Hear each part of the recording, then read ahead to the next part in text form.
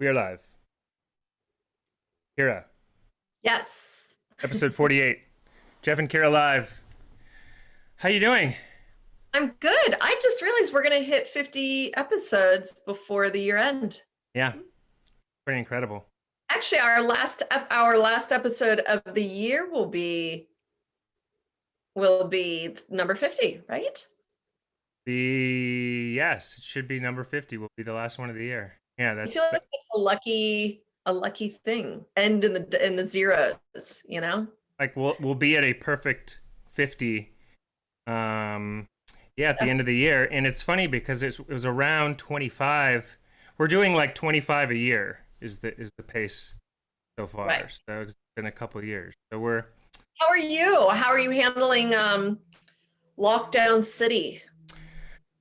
I mean, it's just been exhausting because, people are not happy about both situations from everything that's happening with the pandemic itself to the health problems, obviously, all the just people sick and the death and that side of it's tragic, and then you have the side of it with people with their jobs and not having jobs and the economic side and their mental health and all of that. It's just really um, taking a toll, I think, on everybody. I mean, this isn't anything surprising. I mean, we all know that it's affecting people very deeply. How are you? Are you Tragic doing thing. well? As far as health wise or Mentally, mentally, yeah, just mentally handling it. I'm doing fine. Except I think it makes my Far I as think health wise, I think it makes my ADD worse. To be honest. really Yeah, interesting. I think it makes ADD. It kind of accelerates, but like my ADHD is harder manage at times.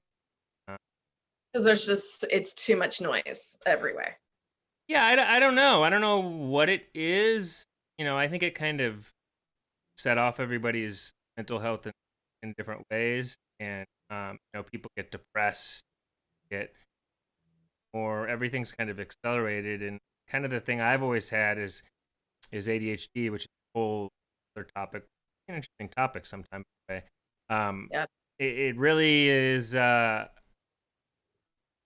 You know, my brain just constantly wants like looking for something interesting, looking for interesting things, and so it's really good at like finding what's the shiniest thing happening. But the problem Right. is, in its search for everything interesting, it forgets to do the mundane stuff. So, like, Right.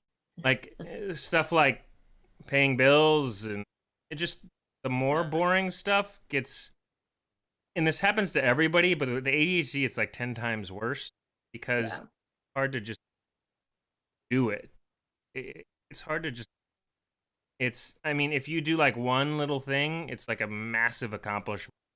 If you do one little thing in a day, that would be insane. But at the same time, we're also able to hyper focus on things like superhuman focus. So it's a kind of a thing of extremes. But I definitely noticed the pandemic has made that. But other than that, I'm doing great. I mean, I'm doing great health wise. I think everything's sad that's happening. But myself personally, I'm doing all right. If I can fight off the daily ADHD side of things. Uh, Well, stay sane over there on the West Coast, and we've yeah. discussed it many times. It's a different world in Atlanta where you are, right? From where we are, I think. Yes. Very different. We've covered It's like that. our own little bubble here, which frankly, it's a nice reprieve Yeah, from crazy, yeah. crazy talk where you're just like constantly bombarded with COVID. And that's why today we are not going to be talking about COVID. Correct. We're actually talking about something much bigger in terms of technology and the future of what our platforms look like potentially. Yes. And that has very, very broad ramifications and consequences and pros and cons to it. So without further ado, let's get started on Facebook, the antitrust case. Let's do it. Johan has entered the building. What's up, Johan? Let's start talking about it. I think that, to kind of break it down, I mean, yesterday there's obviously this announcement from the government that there's going to be a lawsuit against Facebook. Right. And we all know what's been happening just with Facebook, Twitter, all of them, YouTube, Instagram, kind of being under the microscope of the government and just people in general. I mean, we've touched on it in past episodes and watched how this has progressed, but it kind of led into this big announcement from the New York Attorney General, New York Adhd James, yesterday.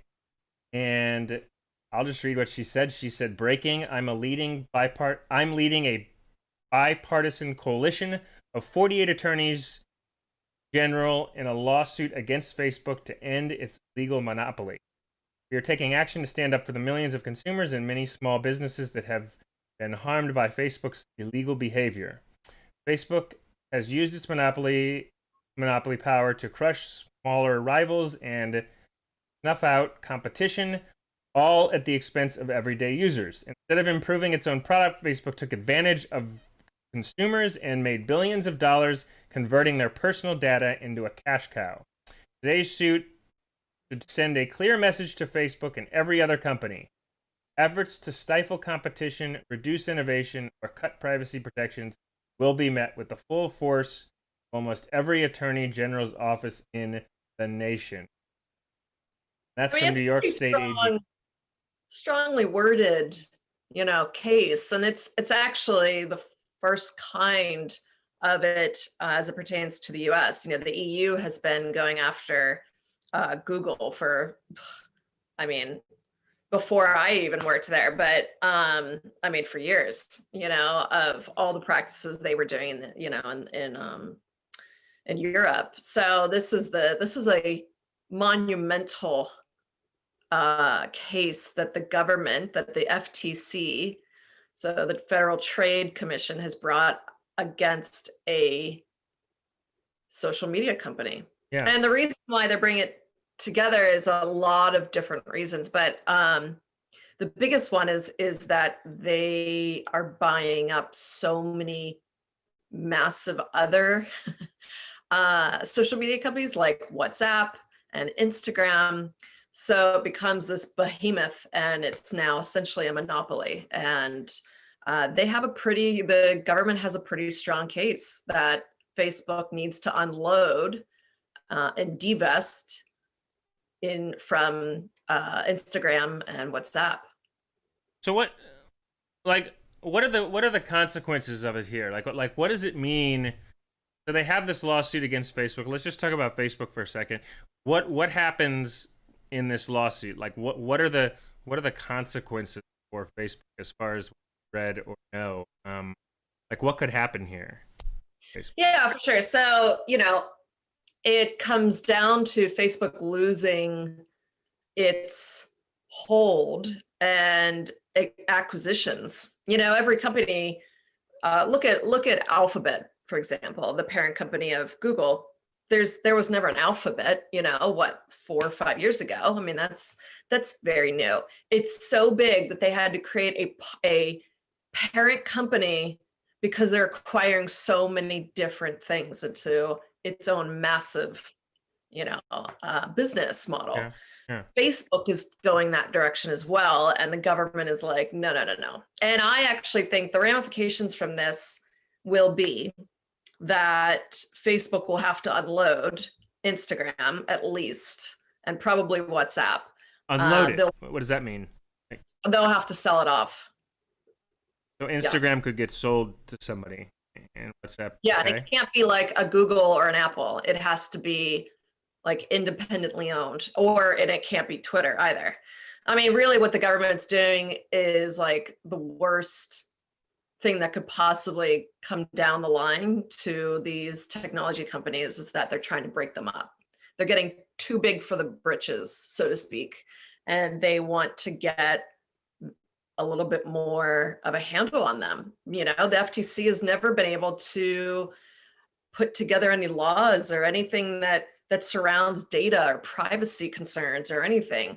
And now this is the first attempt, a very strong attempt at bringing consumers into the field of vision to a lot of these big tech, which, you know, consumer behaviors were being extracted. You know, I think this comes down to a lot of the documentaries that we've all watched, you know, about social networks. I think I have to imagine that has weighed pretty heavily on the Congress, and the FTC, you know, has been pushed to make this lawsuit happen. And what? So, like, I know one thing you mentioned in there. There was one thing when Instagram combined with Facebook where there was something about the messages. I know they made like direct messages. I heard that was a big thing when Facebook combined its messages with Instagram. That was a big trigger. I wonder what something like that, why that raised a lot of eyebrows. Is that, I guess that's just a signal that Facebook's becoming even bigger because now everything's like meshed to one. I know the Yeah, message thing was a big piece of it, I heard. it was, but it's also that they're continuing to, this is a company, keep in mind, Facebook, when it first came out, said Facebook was like the cool dog in the new arena, to overtaking MySpace. And it was to be this almost area where you can trust a company not to cookie you, not to track you. It promised that it wasn't going to do that, that it was going, that, you know, only all your posts would only be visible to the people that are in your real life community. And, you know, all of these privacy policies have changed since the beginning. And more and more have they interjected themselves into consumer behavior and the way we utilize Facebook, and they use it for not the best purposes. You know, they've tried every year to come out with a new tracking pixel. They, in 2007, they had one where it was a beacon that would track you, and it was like fiercely debated, and, you know, completely, they had to shut it down within a year because it was just, they're putting their little, you know, octopus suckers all over the consumers that are on their site, and But they're, you know, going over a line, a very distinct line as it pertains to antitrust. and uh, so what? So you mentioned, yeah. So when it happens, though, so say like the lawsuit goes through, and what's then? Will Facebook have a different, like, what are the consequences? It won't be like shut down. It'll just have different features or something. Like, how does that Yeah, work? I mean, Facebook by far is the largest social network. Yeah. You know, and it's I believe it touts that it's 95% of all social media is Facebook. Mm-hmm. You know, that's enormous if you Mm-hmm. think about it. You know, and that's because of Instagram and WhatsApp. Now, if you break those off of Facebook, Yeah. Facebook will only be siloed within their own platform, which actually isn't doing so hot and hasn't been doing very well in the younger generations. It's more of like a, you know what I liken it to? Facebook's turning into, and it has been doing, and it's been trending this way, unfortunately for them, because these are stats that they don't want to acknowledge, but they know that's happening, is that I liken it to the fact, I used to work in the auto industry for 11 years, and Toyota was my main client.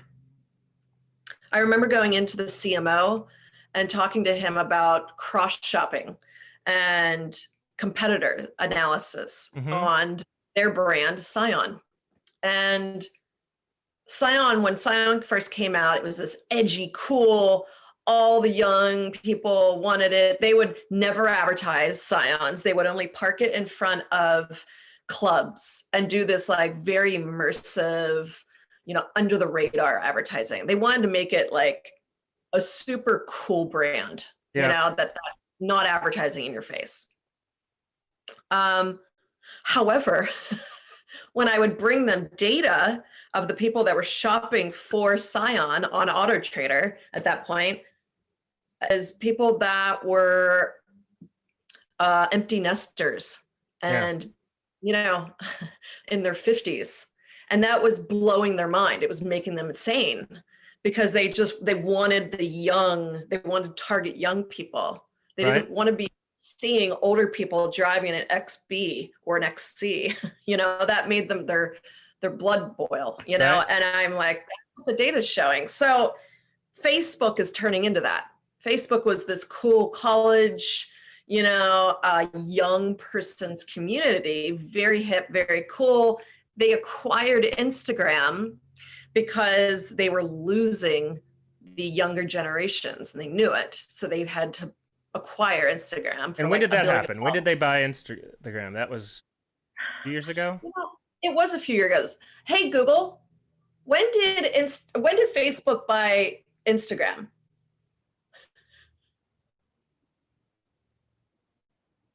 2012. 2012. And they bought they bought Instagram in 2012 and they bought WhatsApp in 2014. Hey, Google, stop. God, you ask your Google Home one question, I'll tell you they'll give you a novel. Yeah. Just don't ask it what truffle butter is. I've warned you, don't do it. Don't. So, okay. and anyway. Anyway, all right, interesting. So so that's what happened. They're going very old. If you talk to a Gen Z, they're not on Facebook.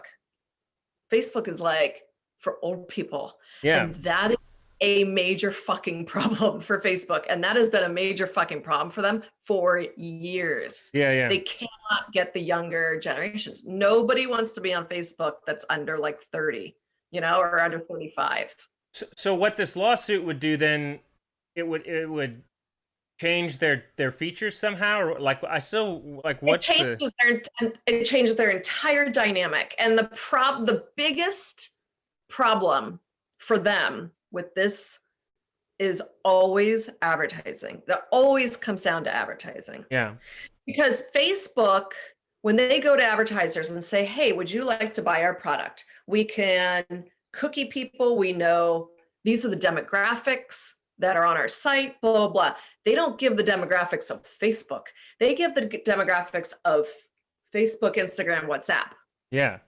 The minute you take Instagram and WhatsApp away, you're stuck with a really old, dodgy site. So it hurts them in that way that they lose their young crowd. Dude, no advertisers are going to want to touch that. Right. There, maybe adult diapers will want, to be on it, but outside of that, or pharmaceuticals maybe, but outside of that, they will not be able to capture the advertising dollars as it pertains to, millennials and Gen Y, because you won't be able to bucket them anymore in with the Instagram and the WhatsApp. The demographics shift completely, which means a very, very large amount of advertising dollars will go away from Facebook.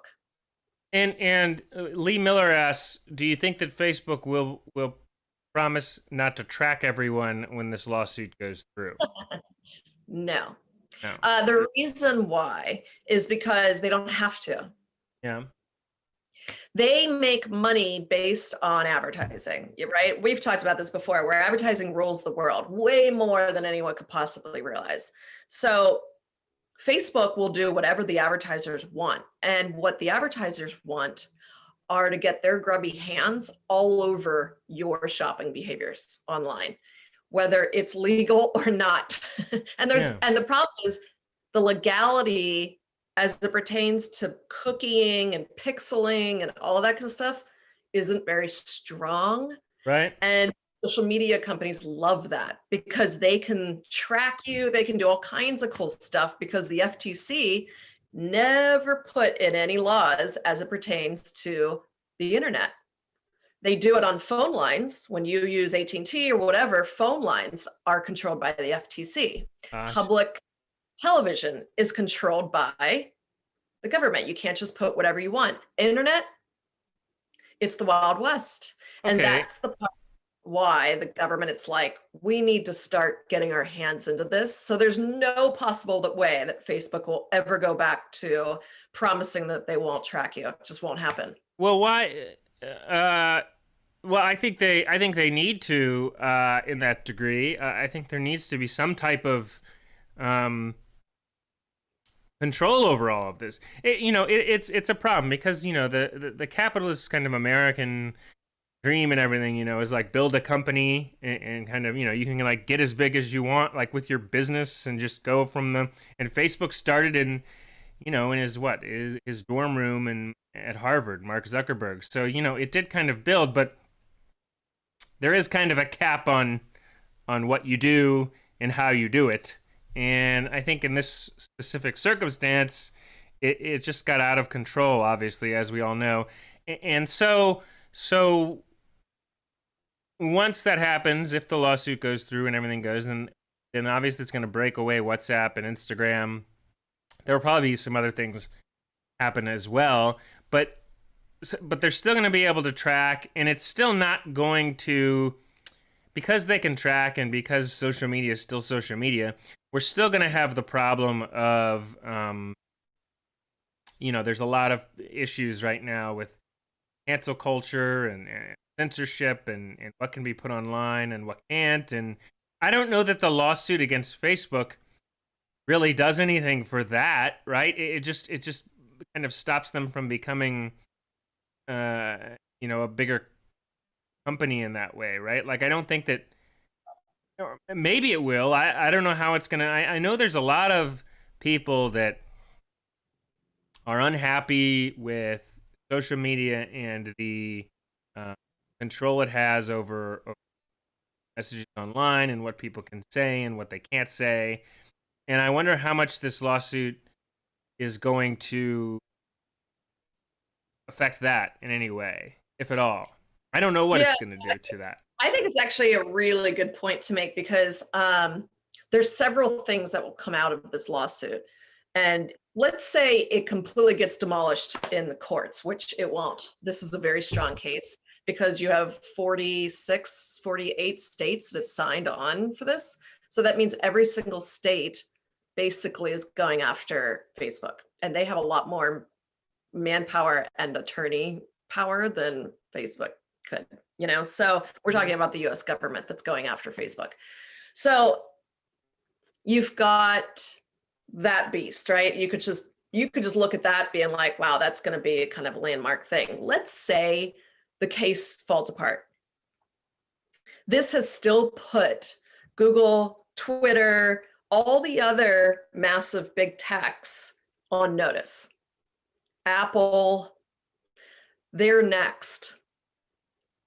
The government's starting Facebook because they're their easiest target because they do things that are a little shifty, but not illegal.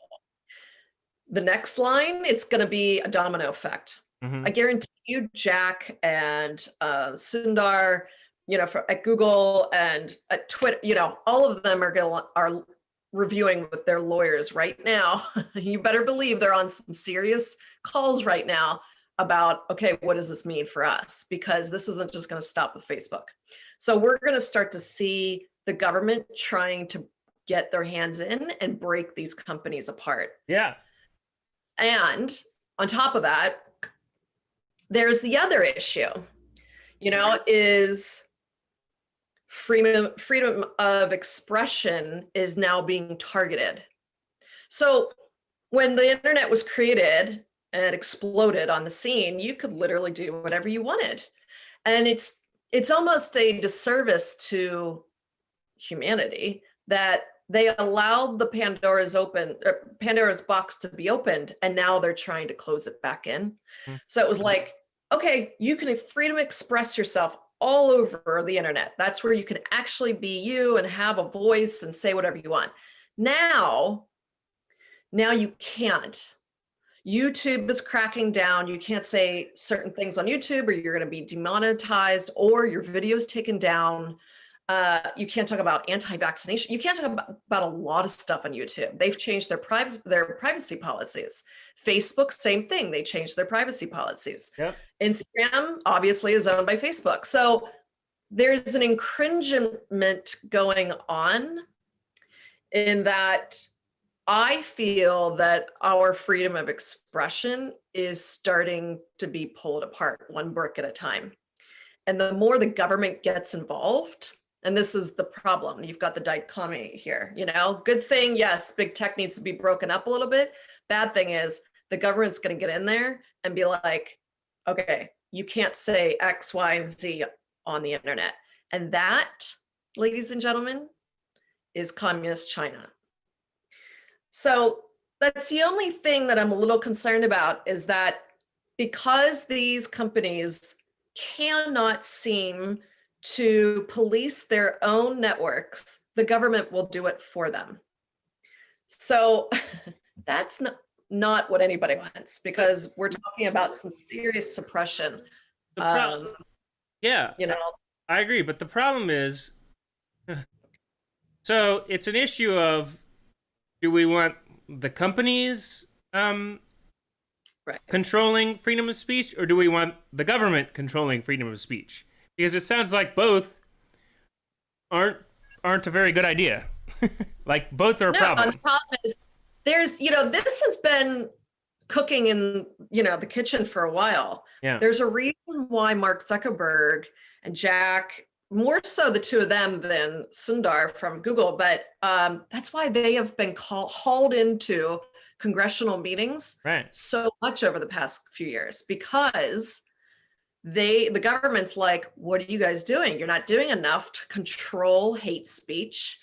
You've built these companies, maybe not knowing that you are controlling people's mindsets, and now you're you're doing all kinds of pixeling, and you're warping their sense of reality, and the government's like, hey, what are you going to do? Are you going to fix this? And Which Mark, is good, right? That they challenge them on that. Yeah. And, Mark has always responded at these congressional hearings, like, yes, we're doing, our job is not to police the internet, blah, blah, blah. They take a very, which is fair, is in terms of like, Google is not there to police what goes on. Yes, they have filters of like, certain things, but the government is asking private companies, or, I should say public companies, but not owned by the government, to police morality and, what's right, what's wrong, and specific topics and stuff. And Jack and Mark said no at first, but now they're getting a little heavy-handed with what's allowed on Twitter, because they don't want the government to come in and take it away. And that's exactly what's going on. But getting heavy-handed how? What do you mean? You mean controlling the voice? Like you saw how Trump was getting flagged on Twitter about certain things that he was posting. He was never flagged. But Jack's doing that because he doesn't want the government to come in and do it for him. He should be doing it less because he met with the government. Why do they think that they should do it more? Because they met with the government. Because the government doesn't like what's going on in social media. One, the government doesn't, these congressmen, let's be honest, they're white old men who probably don't, don't know what social media really is, and they have to have aides try and like sock puppet what social media is. Okay, so like, let's just be honest with that. Secondly, all they're doing at home, you don't think they watch TV or film or movies or documentaries? This sets a very scary tactic for them, in that they don't see that Facebook and Twitter are doing enough to suppress certain topics that they feel are tipping into conspiracy-ish stuff that they feel, that the government feels. So the government is deciding what information they want us to have. Not yet. Well, that is what this antitrust, though, this is completely all about Facebook, obviously. However, this has all kinds of ramifications as it pertains to freedom of voice and Mm-hmm. speech and what that means. And you and I have talked about on here about having, either updating the US Constitution or creating a new technology uh, constitution of some sort, because Yeah. this is what's going to happen. Yeah. Because the government's not liking how these private companies are handling it, they're going to come in I and think deal with that it. but okay. So here's my thing on it. Here's the thing on it. Yeah, like we've talked about social media constitution. I've heard Scott Adams mentioned like a social media bill of rights, which is also a good idea. But I think that the government, the companies are more the concern because they can do whatever they want. Their companies control, like they could do anything. We don't know what they're gonna do. But the government, at least, you have both sides influencing. I don't know how it works, but I'm not that good at this. But you have both sides in a variety of opinions influencing things, right? Like if Joe Biden becomes president, it's not Joe Biden just saying, I want this, I want that, and that's it. Like there's a whole Congress and both sides and Democrats and Republicans. And so you're getting a wide variety of opinion and thoughts and this stuff put in. So because our government is set up like that, as far as we know with everybody, the companies, you don't know what's happening within them. Shouldn't we, I Yeah. mean, Biden's president. Shouldn't we fear the government less than what could happen within a company that we don't know much about? Like, Well, I would say in response to that is, I don't think we should fear anything. yeah, Um, because this is completely out of our control. It's more of an interesting twist in the world of tech. huh? And the reason why this is important for all of us to understand is that we're using it right now. And we use it on a daily basis. And it will, though it seems like it'll only affect the companies and the people in the ivory towers, it will have effects on consumers. And they may not see it right away, but they'll know when Instagram is sold off and it's a completely different entity. You'll know when you post something and either Facebook, Twitter, or the government decides to pull it down. So it's not so much a fear, it's just possibly alluding to what may be coming. And I think to your point, the government has two different viewpoints from, different parties. Yeah, And that's what makes the government work so well, is that it's not just led by one party. You've got opposing arguments, which is fair. You don't really have that at these companies. They just have like like we just make money. right. We're going to do whatever makes money.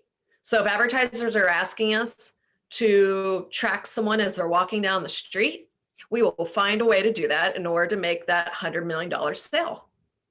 Whereas the government's role is the safety of the citizens.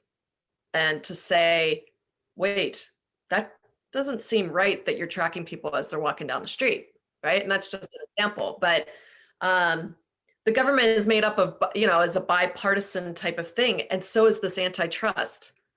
There's people on both sides of the aisle that have come together and said, you guys have too much power. That's a And we're good gonna thing. Yeah, and we're gonna take it away. yeah, I don't know if it's a good or bad thing, it just is. And we will see what that looks like, in the very near future. I don't think, let's put it this way, I don't think Mark impressed Congress when he's done those hearings. yeah, yeah. I think that's obvious. So I think he's pissed off a lot of people about all the shit that him and his company has done. Yeah. And they're going to be paying for it now. They're going to have to break up Instagram. Yeah, and Lee Miller says, I agree with Kira. It's best not to fear anything. Yeah, there's nothing there's nothing to fear but fear itself. As said that. The Was it famous Winston Churchill. Winston Churchill? Yeah, I don't. I agree with that. I don't obviously agree. Yeah, have to. But people can. I mean, we live in a fear of shit. You live in LA. That's all it is fear. But Mhm. like, we live in a fear-based reality where you could watch this, our talk discussion on this and be like, oh my God, I don't want the government in my, you know, tracking what I do and telling me what I can and cannot put on the internet. It's like, no, we're not saying that. It's more of just a discussion point. So just always be wary when you watch videos or read articles or you watch, Jeff and I, it's not to scare you. It's more information and to let you know what's going on in the world and to open up perspectives. It's your job to be able to delineate and say, I'm not going to fear this. I'm just going to be aware of it because it's really interesting information for me to know. And I think that goes for a broad scale across everything, Yeah, not just this tech conversation. So just, you know, maybe back up the truck a little bit from the fear stuff is I guess what I'm saying to our viewers and I our listeners. no, I agree. And then he asked, do you think censorship rules have gone too far online, or will they go further? I think we kind of touched on that. But what do you Um, think, Jeff? I mean, you're a very big user of Twitter, and I mean, how do you feel about the censorship going on? yeah. By the way, it's great that we do. I'm really active on Twitter and Facebook, especially. You're much more active on Instagram than I am. We kind of cover the spectrum that way, I which know, is good. the two of us. Um, but what is my take just on everything? Like just on all No, of it? no, on censorship. Just like, I, is I it a level of concern for you to see that Twitter's getting a little heavy-handed and or YouTube in yeah, what you're allowed to post? yeah. I mean, I'll say here's what I think. I think that there needs to be some type, and I've been saying this for 3 years. There needs to be some type of a system where there's a developed transparency of opinions and beliefs and belief systems from different sides, and we don't have that right now Right. in the digital world. This is why the Constitution was created in 1776, because they were trying to figure that out in the real world, in the Right. non-digital world. But now Right. we've got the digital world, which is the second world. So we've got the new world online, the new world, Right. and we don't really have a system of sorts that everybody can agree to as to who can say what. Because, for example, I really struggle with this election stuff and all that. And they're talking about fraud and all that stuff. Like I just somebody talking about duffel bags and just it's just too much. Right. I don't really understand any of it, frankly. So that's just my opinion on it. But the people who are saying that are a lot of people. Okay? Like a lot of people are saying that. Mhm. And anybody who says that a lot of people aren't saying that aren't plugged into half the world. They're in silos. So that's a lot of people.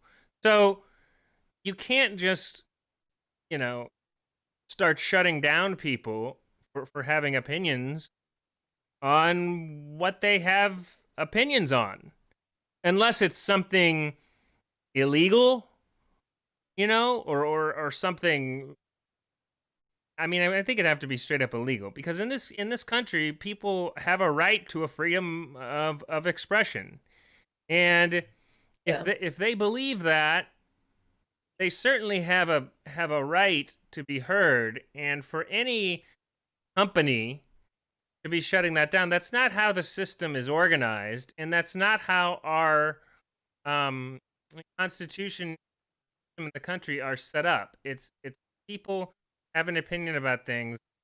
What no matter whether it's zany or whatever, like they deserve to be heard. You know, I don't agree with a lot of things that people say online, but I would never be censoring people in that way unless there was something illegal happening. I wouldn't be censoring people in that way. And I look at like when you censor a tweet, or when you put a note on it, it's not really working for them. Well, first off, when Trump tweets whatever he tweets about, I won the election or Right. whatever, like, who in this country is looking at that tweet and being like, "Oh my, didn't know it. Well, Trump won the election. Let's go, let's go celebrate." Nobody's doing that.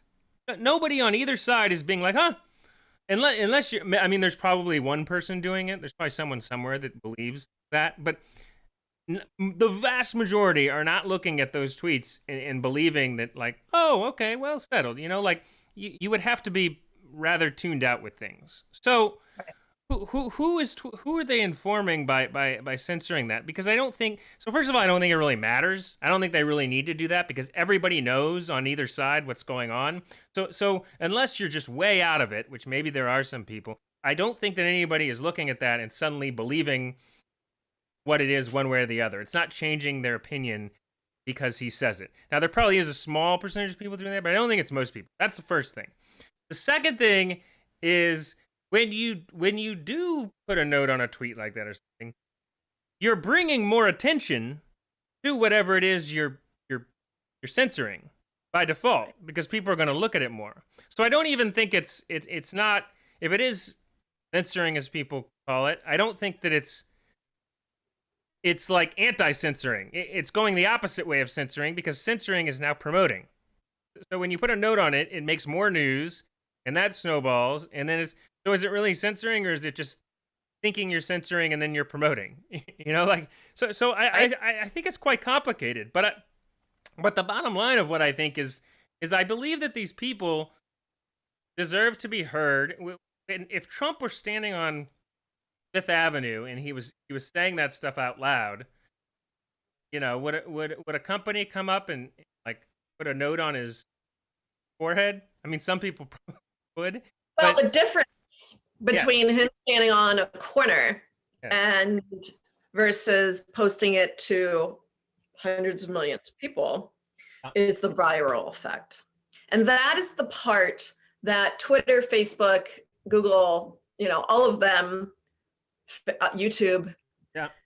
they are starting to put the handcuffs around certain topics because that they don't want to spread for the sake of peace and tranquility in the US.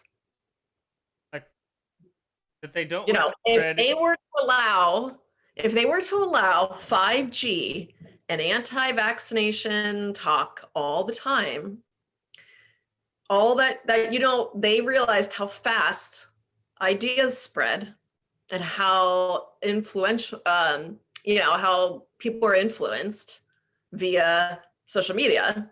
So of course they are gravely concerned about those topics that could pull down whole entire systems. Like, if anti-vaccination actually really caught on, I mean, like, really big deal, we wouldn't have a medical community in the US. I mean, we're talking some serious, massive things.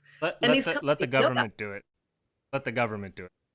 What I say. I say And let that's the government, and I don't care if it's like, that's why yeah, we have the government. Like, I'm for I Joe know. Biden and his staff, and bringing, or for Joe, whoever the president is, like, bring in the staffs, bring in all the people, let them do it.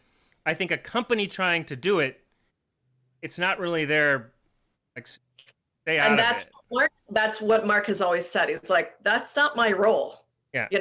and he's tried to do what the government wanted him to do. And Jack has tried to do what they asked, and they do it here and there, but it's not enough. And it's clear that the government wants to handle this issue now. They've realized the persuasive tactics that these companies are using for advertising or whatever else. And they're sick of it. They're sick of the voice, whatever voice is getting out there, they want to shut it down. So if it has something to do with 5G, anti-vaccinations, that scares the shit out of the US government. They don't want things like that to get out and brush fire, you know? Wait, it scares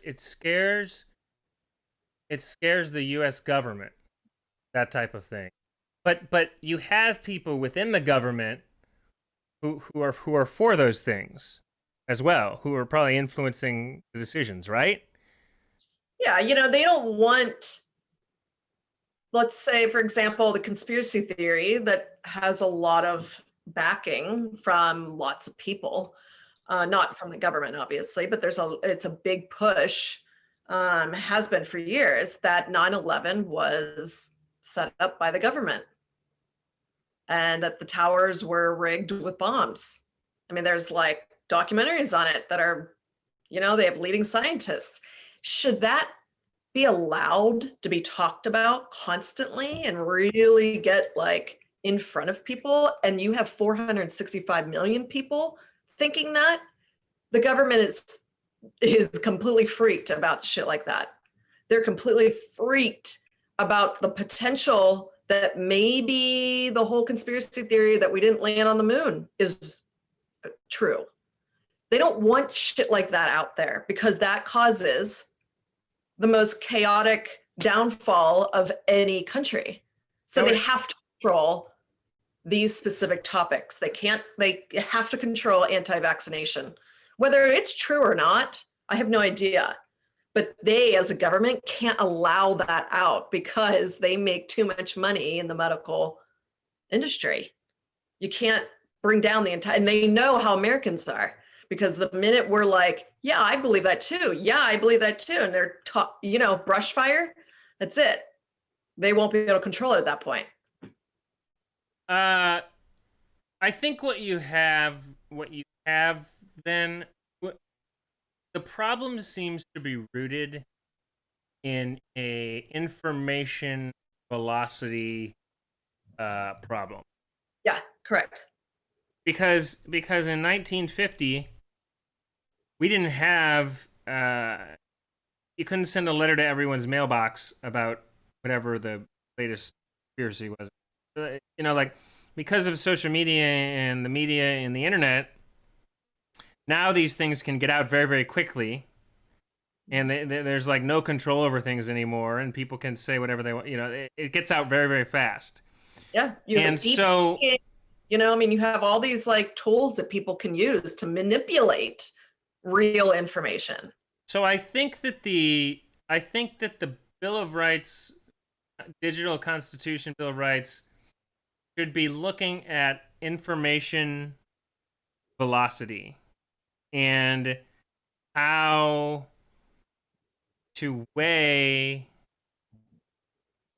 program things so that enough information and opinions get distributed where a full spectrum is seen so that all voices are heard, but maybe not to the point where it could like make something that's not true accelerate. Well, so what you're talking about then is what, like an advertising and digital advertising, when you have ads pop up, that you're surfing on the internet, you see an ad. Yeah. On the back end, on the UI back end of how that ad is served to you, there's a frequency cap put on. And it's toggled up or down depending on if you're short of your goal of hitting how many impressions you want to hit. So you can cap a frequency level of like, okay, you only show that ad 4 times in a day to the same person, or 10 times, or 2 times. You're saying to put a frequency cap on information so that it doesn't cause the same effect that information does right now, where it's this constant push of the same manipulative type of information, and our brain brain patterns are changed based on repetition. So if you're constantly seeing the same thing over and over again, like Los Angeles with COVID, you're going to turn into the most fearing person on planet Earth, and that's what's going on in LA. So I actually think that's a really interesting idea, is to frequency cap information, Hmm. to make sure that the brain has time to process it before it takes it on as fact. Because I think that when they created the initial Constitution, all of this was considered, except they were missing one variable because they didn't need it, which was speed of velocity of information. Right. Right. Yeah, Velocity of they had information. That yeah, variable was missing when they did it whenever 300 years ago. So it's like creating it, but creating it with like everything still applies. You just have to throw in that new variable and figure out how to weigh things on all sides to um and someone's saying, okay, we have people commenting now, someone's saying thought police. I don't know about the thought police because it's going to be a thing for the people, it's going to be a thing where all sides are weighed, and they probably were saying thought police when they created the initial Constitution. There's probably some thought police going on there, but I think if it were created somehow around velocity where everybody gets heard, everybody gets heard, but where one thing can't just overwhelm everybody so they don't see everything else. well, it You just have to can't let everybody spiral. see everything.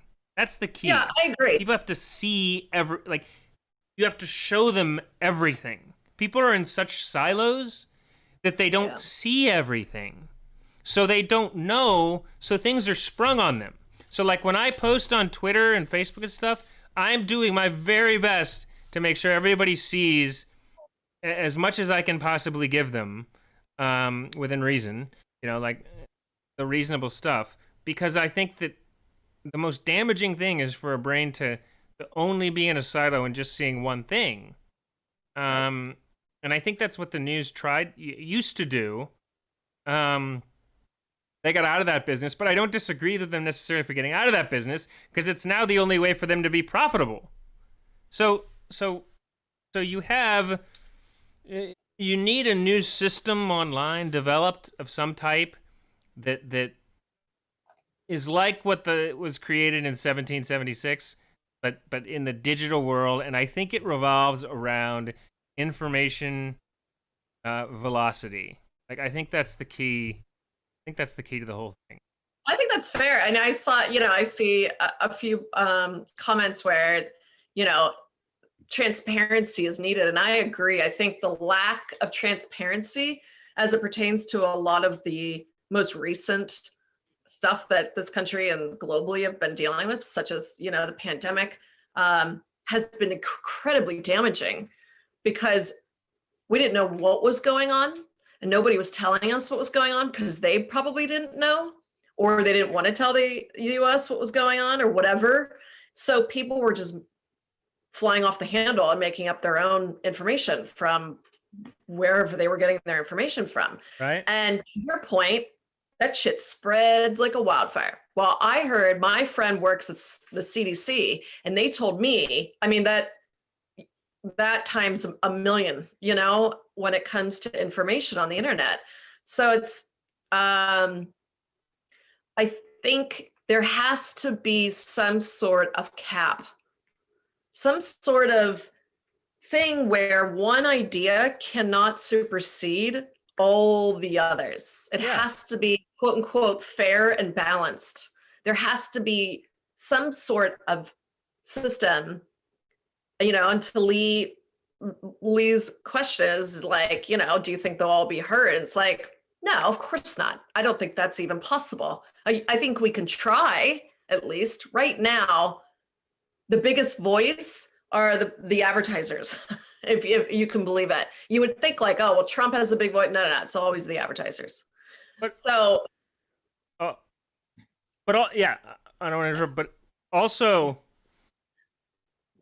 Lee Miller, yeah, you're asking. Hi, everybody. Hi, Angela, Jordan. Hi, River. Hi, favorite people in here. You're asking, will people be heard? Right now, people are more heard than any time in history. We're more heard now than ever because of social media. Everybody has a voice. Somebody can tweet something, and I'm not saying this is a good thing or bad thing, but the president just can retweet anybody. Like, we're more heard right now than ever because of velocity of information. I think you're actually more heard than ever before. Like, how were people heard in 1925? Well, nobody was really heard except the government. People just lived their lives and watched the news, and you certainly weren't heard outside of your job and your family, and that was it. So if you're concerned about being heard, you should have seen life 30 years ago. You weren't heard at all. Am I wrong? No, I mean, I think anyone can be heard. It's the matter of technology. Yeah. The difference is technology. The spreader of information has just become much different than it was in the 20s. Frankly, to be honest, the roaring 20s sound kind of nice right now. Yeah. Information overload. Like someone just opened the can of worms and can't put them back in the can. You know what I mean? Like, there's too much information. So there needs to be a control of some sort of the information. But then you say control, and you put the word government in the same sentence, and people will literally freak the fuck out. I mean, that's civil war right there. It is, isn't it? People freak out about that. Oh, that will be a war against the government. So the government has to tread very lightly with this, because they can't tell, they want to keep the freedoms, of course, and the founding fathers of this entire country. However, there needs to be someone who is concerned about the well-being of the citizens and who can control the damaging information that could affect everyone's life. How do you do that and not have government control over that? Because the government's job is to be of the concern of the people. And if they see that social media or these big tech companies are, stepping over the line in terms of all kinds of crazy shit that's out there, they have to take control of it. They don't have a choice. I don't know. It's going to be really interesting. I think 2021 is going to be the year where we're going to see some serious changes when it comes to big tech.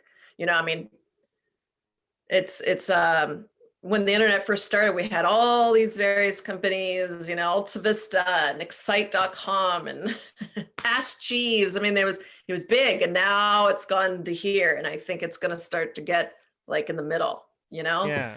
I think that's good. I think we need more independent companies, to have these conglomerates are just like unbelievable, these monopolies on things. I think it's a step, something else with them filing the lawsuit. It'd be interesting to see what happens with that. I think that there's going to need to be some type, I think we agree on that there has to be some type of a digital, call it Bill of Rights or Constitution or whatever people want to call it, but something needs to be developed so that there's a, I hate to say control, like I think that's a bad word, but a fair and balanced. Only a balanced.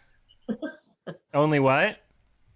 The fair and balanced we can't use, because that'll bring up like Fox News type of stuff. But I think a balanced, equal amount of information spread amongst the people. Yes, so that things are heard. And so we're missing that for the digital realm, but I think it will come for this new world, and I think that step by step, it's a process. This was great. We had a good chat. Hour today, Kira. Chat. I think this is gonna be really interesting next year. I think it's something, yes, COVID's on everyone's brain and now the vaccine, but Um, there's other things in the world going on. There's other things in the US going on. And Yeah. uh, that is not to diminish the severity of COVID or the loss of life, by no means. However, it's good to get out of just one topic because there are other topics and other discussion points that are actually really valid to go through and go through the details of it and have a healthy discussion. So thank you for everyone for tuning in and all for all your comments. You guys are awesome, and thank you, Jeff. Many more to come. Thank you, Angela, Lee, Johan, everybody who was in there. Next week, episode 49, we're going to get 50 before the year ends. We'll be at a perfect 50, end of 2020. 2021 is just going to rock and roll with things. So we'll be going weekly here on Thursdays. Here at Jeff and Kira Live, we're the future, and the future is Jeff and Kira Live. Kira, I will see you next week for more fun. I'll see you next week, Jeff. Enjoy. Thank you, everyone. Later.